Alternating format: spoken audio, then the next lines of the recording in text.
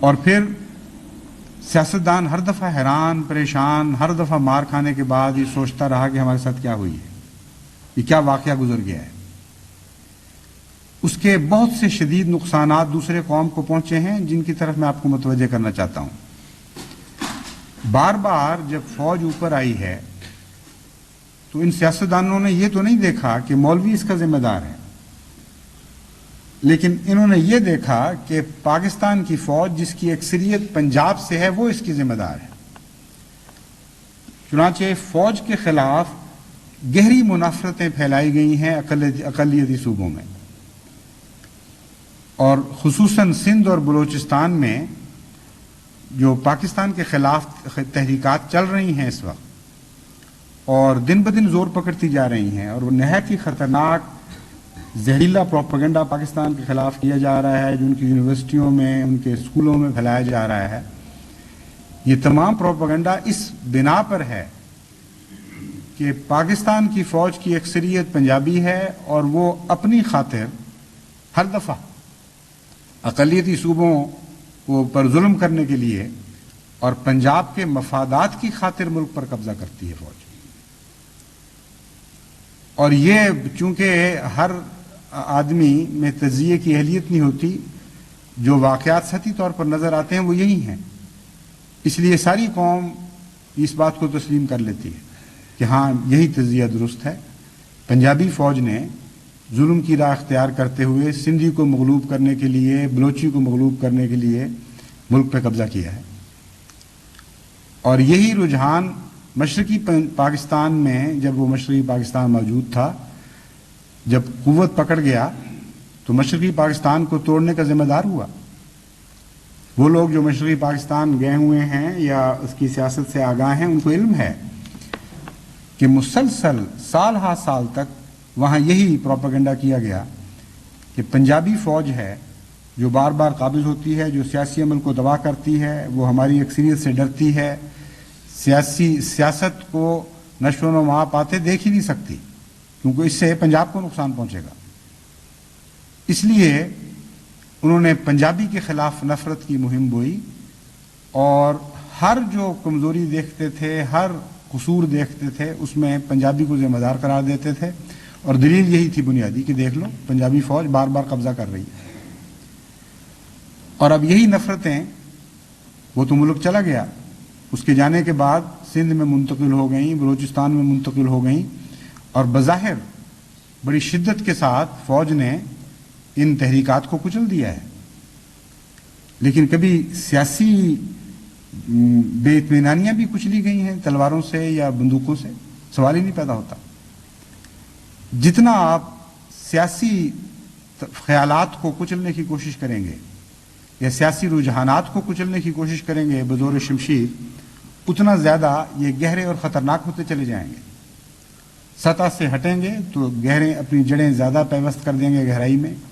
Cancer کی طرح پھیل جائیں گے سارے بدن میں، اور یہی اس وقت ملک میں ہو رہا ہے جو ان کو نظر نہیں آ رہا۔ دوسری طرف پنجاب میں ایک اور قسم کا نقصان پہنچا ہے بڑا شدید۔ پنجاب کے عوام اور پنجاب کے سیاستدان کلیتاً مایوس ہونے کے بعد اب ایسی طاقتوں کا سہارا ڈھونڈ رہے ہیں جو اپنی فوج سے ان کو نجات دلائے، اور اس کے لیے سب سے زیادہ نزدیک جو آئیڈیالوجی ان کو مدد کے لیے ملتی ہے وہ اشتراکیت کی آئیڈیالوجی ہے، جس کا علمبردار روس ہمسایہ کے طور پر، عظیم طاقت کے طور پر پاس ہی بیٹھا ہوا ہے۔ تو اس نئی آئیڈیالوجی نے ایک اور بھی، اس رد عمل نے ایک نیا رجحان بھی پیدا کر دیا، اور وہ یہ ہے کہ فوج نمائندہ ہے تمام استعماری طاقتوں کا، فوج نمائندہ ہے سرمایہ دارانہ قوتوں کا، فوج نمائندہ ہے تمہارے رؤساء کا، تمہارے بڑے زمینداروں کا، تمہارے بڑے انڈسٹریلسٹ کا، اور انہی کے ایما پر، انہی کے مفادات کے تحفظ کے لیے یہ بار بار ماشاء اللہ لگتا ہے۔ اور جب بھی فوجی حکومت آتی ہے اس وقت انڈسٹریلسٹ زیادہ ظالم ہو جاتا ہے، زیادہ مزدور کے حقوق غصب کرنے لگ جاتا ہے، زمیندار اسی حکومت کے برتے پر غریبوں کو لوٹتا ہے، ان کی فصلیں کھا جاتا ہے، ان سے سخت مزدوریاں لیتا ہے اور پھر ادا کچھ نہیں کرتا، ان کی عورتوں کی عزتیں لوٹتا ہے، جرائم پھیلتے ہیں ہر طرف. یہ نظریہ عوام میں پھیلایا جاتا ہے اور یہ جڑ پکڑ جاتا ہے. لوگ سمجھتے ہیں کہ ہاں واقعتاً یہی بات ہے. تو سارے ملک کو غیر مستحکم کر دیا گیا ہے. نہایت ہی خوفناک ملک دشمن عناصر جڑیں پکڑ رہے ہیں، بلکہ پکڑ چکے ہیں، اور نہایت خوفناک سازشیں ملک کے خلاف اہل وطن کرنے لگ گئے ہیں. اور بظاہر بڑا مستحکم ملک نظر آ رہا ہے، فوجی حکومت ہے، کہتے ہیں مارشل لا نہیں ہٹانا کہیں فساد نہ پیدا ہو جائے. وہ استحکام کیسا ہو گیا جہاں فوج کے جاتے ہی اپنی فوج کے ہٹنے سے ملک میں فساد پھیل جائے. دراصل بات یہ ہے کہ ساری بیماری ملائیت کے قبضے کے نتیجے میں پیدا ہوئی ہے.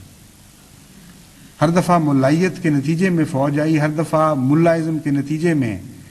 مذہب سے لوگ متنفر ہوئے، اشتراکیت کے لیے زیادہ جگہ ہموار ہوئی، اور ہر دفعہ کسی ملائیت نے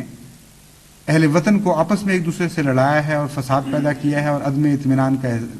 کے مواقع پیدا کیے ہیں. جو ان کا کام تھا وہ انہوں نے نہیں کیا، جو خطرات تھے وہ انہوں نے دیکھے نہیں اور ان کی نشاندہی نہیں کی. انہوں نے بیرونی خطرات تو ان کے ادراک سے باہر کی بات ہے، ہم اس پہ ان کو ذمہ دار نہ بھی قرار دیں کہ وہ ان کو نظر نہیں آئے تو کوئی بات نہیں. ان کو پتہ ہی نہیں عالمی سیاست کیا ہے، پاکستان کو کن کن ممالک سے کیوں خطرات ہیں، اس میں یہ بیچارے ذمہ دار نہیں. ان کے علم کا سرمایہ ہی اتنا ہے بیچاروں کا. لیکن وہ اندرونی خطرات جن کا مذہب سے تعلق ہے،